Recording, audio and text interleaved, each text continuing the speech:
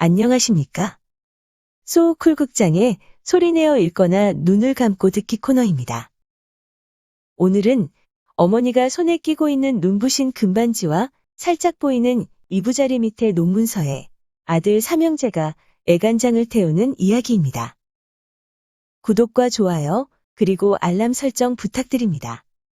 재미있고도 좋은 글로 보답하겠습니다. 옛날 어느 곳에 젊어서 남편을 여인 과수댁이 아들 삼형제를 두고 살았다. 남편이 남긴 재산은 없었지만 뼈가 휘도록 일해서 남에게 흉한 일로 손가락질 안 받도록 아들 삼형제를 혼자 몸으로 다 번듯하게 키웠다. 그렇게 키워서 장가보내 참한 며느리도 봤다. 며느리 셋에다 손자 손녀까지 보는 동안에 점점 나이는 먹고 기운은 빠지니 과수댁은 차차 쓸모가 없어졌다. 이렇게 되니 아들 며느리는 자기네들이 그렇게 하는 줄도 모르고 모친을 조금씩 괄시하기 시작했다. 재미있는 일이 있거나 맛있는 음식이 있으면 자기네들끼리 둘러앉아 하하호호 거리며 먹고 노느라고 바빠서 재미있는 일에 끼워주지 않을 뿐더러 때에 맞춰 제대로 밥 차려주는 일도 잃어버릴 때가 많았다. 야, 이놈들아. 나도 입 있고 귀 있다. 알면서 그렇게 하지는 않았을 것이다. 그랬다면 사람의 자식이 아니라 개의 자식일 테니까. 늙은이에게는 밥이 지팡이라는데 늙으면 한 끼니만 걸러도 힘이 없는데 제대로 못 얻어먹는 데다 괄시까지 받으니 병이 났다. 그래서 그만 병을 얻어 몸져 누웠다. 그러자 아들 며느리의 괄시가 더 심해졌다.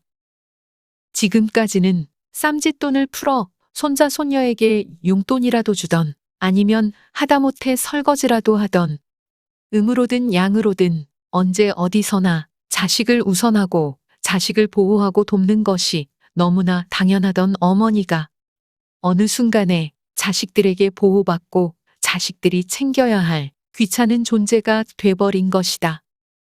그러니 이제 쓸모를 다해서 제 역할 못하는 어머니를 무슨 죄 지은 사람처럼 무슨 몹쓸 버러지라도 되는 듯이 박대하다가 나중에는 이런저런 핑계를 대고는 어머니를 혼자 내버려 두고 삼형제가 모두 차례차례 세간을 나버렸다.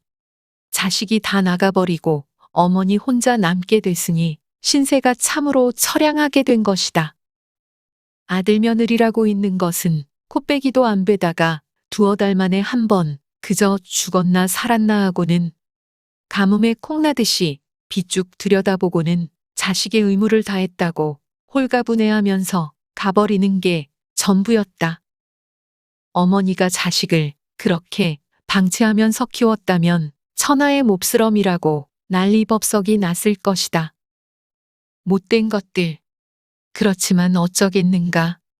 세상이 그러니 늙은 어머니는 병든 몸으로 어찌어찌 시래기 죽이나 끓여 먹으면서 겨우겨우 목숨만 부지하고 살아갈 수밖에 없었다. 그렇게 사는데 하루는 어떤 스님이 탁발을 왔다. 사는 꼴이야 말이 아니지만은 이렇게라도 목숨 부지하고 사는 게 다 부처님 덕이다 싶어서 할머니는 엉금엉금 기다시피 나가 보리쌀 남은 것 한 되박을 보시했다. 그랬더니 스님이 혀를 끌끌 차면서 물었다. 보살님, 그런 몸으로 어찌 혼자 사십니까? 자제분들은 없나요? 아들 며느리 삼형제가 있습니다만 저희 살기도 바쁜데 이 늙은 것 돌볼 틈이나 있겠어요. 나야 이렇게 사는 게 도리어 편하답니다. 할머니는 속에 없는 말을 했다. 누가 제 자식을 불효자로 여기는 것이 끔찍하게 듣기 싫었기 때문이다. 예, 옳은 말씀입니다. 혼자 사시는 것이 오히려 마음이 편하시죠. 할머니의 속없는 말에 맞장구를 치던 스님이 한참 동안 궁리하는 눈치더니 바랑에서 한 쌍의 금반지와 함께 웬 문서 하나를 꺼내 주었다. 금반지는 번쩍번쩍 빛이 나는 게 제법 감나가는 것인 듯한데 문서는 웬 문서인지 눈이 침침해서 잘 안 보였다. 이것은 저 건넌 마을 부잣집에서 방금 시주받은 물건입니다. 가만히 생각하니 보살님 병을 고칠 방도가 여기에 있는 듯합니다. 그 집에서도 이런 일이 있을 줄 미리 알고 준 것 같으니 사양 말고 받으십시오. 금반지는 꼭 손가락에 끼고 계셔야 하고 논문서는 봉투에 있는 그대로 이부자리 밑에 두시되 살짝 자식들에게 보이셔도 됩니다. 하지만 눈으로만 보게 하시고 손으로 만지게 하거나 넘겨주시면 절대로 안 됩니다. 스님은 할머니가 손을 내저으며 안 받으려고 해도 억지로 맡기고 가버렸다. 병을 고칠 방도가 있다는 말도 들은지라.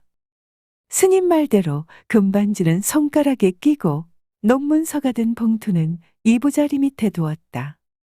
물론 스님이 시키는 대로 이부자리 밑으로 살짝 보여서 충분히 호기심을 자아낼 수 있게 했다.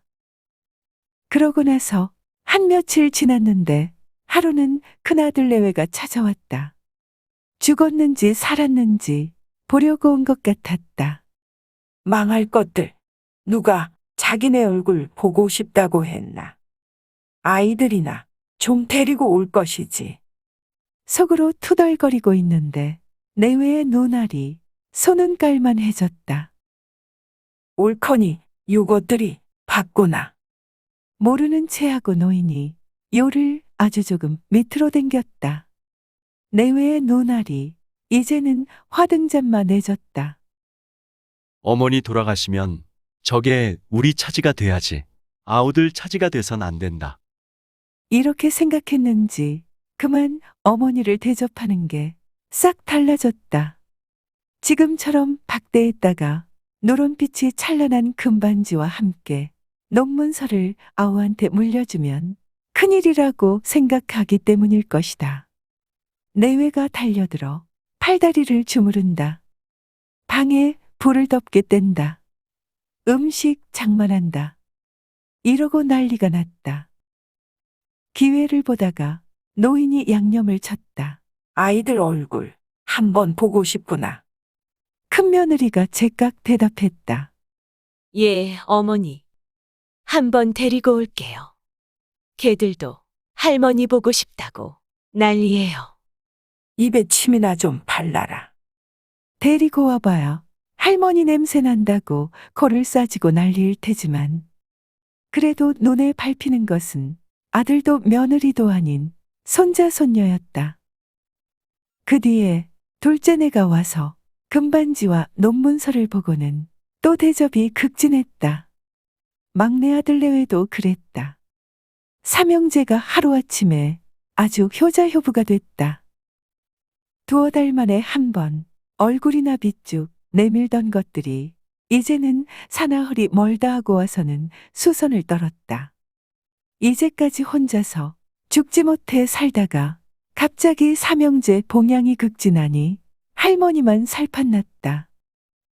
본래 할머니가 얻은 병이란 게 자식들한테 괄시받고 잘 먹지 못해서 생긴 병인데 대접 잘 받고 잘 먹으니 병이 나았다. 아주 씻은 듯이 나았다. 삼형제의 속마음이야 어떻게든 어머니한테 잘 보여서 금반지와 논문서를 차지하려는 욕심뿐이지만은 일찍 못 죽으니 아들 며느리한테 조금 미안하기는 했지만 어찌됐든 효자 효부 노릇이 극진하니 잘된 일이었다. 어머니는 자식들의 효도를 마음껏 즐기고 죽을 때까지 호강하면서 잘 살았다. 할머니는 잘 살다가 돌아가실 때 금반지와 논문서는 절에 시주했다. 스님한테 받은 것을 절에 돌려준 것이다. 아들 며느리야 땅을 칠 노릇이지만 그놈의 문서와 반지 덕에 효자 효부 노릇을 한 셈이니 원통한 것도 없었다. 들어주셔서 고맙습니다. 참고문헌 및 자료 출처 소개해 올리겠습니다. 서정오 선생이 글을 적고 이우정 화백이 사파를 그린 책 우리 옛 이야기 100가지의 내용을 빌렸습니다. 한국민속 대백과사전과 한국민족문화 대백과사전, 한국학중앙연구원, 국립중앙박물관, 국립민속박물관, 간송미술문화재단 그리고 대전시립박물관의 기사와 사진을 빌렸습니다. 또 국사편찬위원회, 사료로 본 한국사, 우리 역사넷의 일러스트를 빌렸습니다. 지역 앵문화, 마을신앙, 물가 언덕의 신, 돈지알망의 일러스트를 빌렸습니다. 조선시대 화가, 신윤복, 김준근과 조영석의 그림 몇 점을 빌렸습니다. 위키백과와 나무위키의 기사와 사진을 빌렸습니다. 크라우드픽, 핀터레스트, 픽스타, 123RF, 픽사베이, PNG트리, 게티 이미지뱅크 그리고 아이스톡의 사진과 일러스트를 빌렸습니다. 소우쿨 극장은 일주일에 3번, 매주 화요일, 목요일 그리고 토요일 오전 11시 전후에 이야기를 올립니다. 고맙습니다. 다음에 만날 때까지 안녕히 계셔요.